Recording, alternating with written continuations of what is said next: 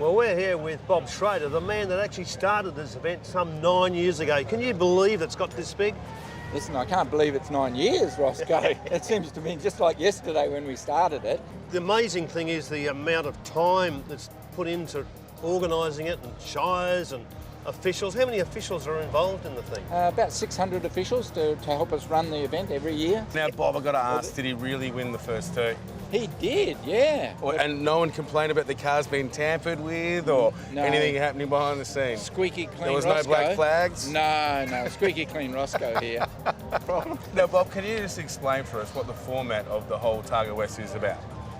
Well, if we go back to the grassroots of what tarmac rallying is about, it's amateur motorsport to give people the experience of being able to take the cars that they absolutely adore and love and work on and bring up to scratch, to take them out there and use them the way they're meant to be used on a set of roads that you can't normally do that on.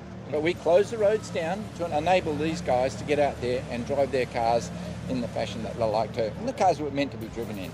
But what a tourist event as well. I mean, you cover so much turf that you'd be really showing off Western Australia to the rest of the world as well. We are. And some of the beautiful spots that we've got in this event and the other events that we run here in WA, it's a showcase for WA, and it really does show off a lot of the different regions that we run through and the diverse terrain that we run over. Now, Bob, we've got a great family night happening here where people are walking around with their kids, getting up close, getting pictures with the drivers, getting pictures with ex-drivers and stuff like that. Where does it go from here after this is the show and shine?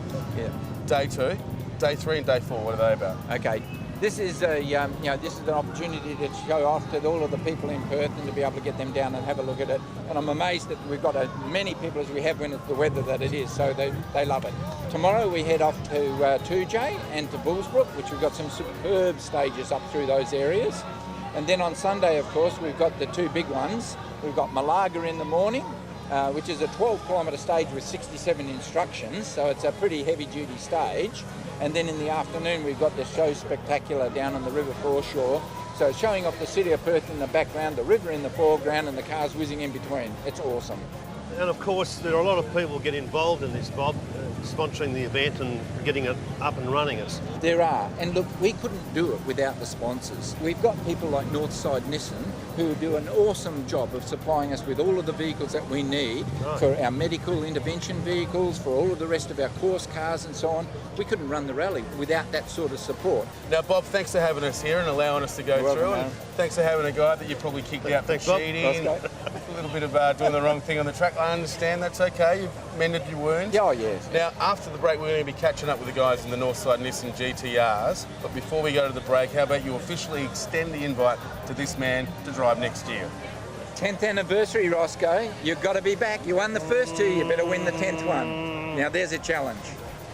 I'll be back. Somebody said that once, I think, didn't they? We'll be back right after this with the guys from the GTR team from Northside Nissan.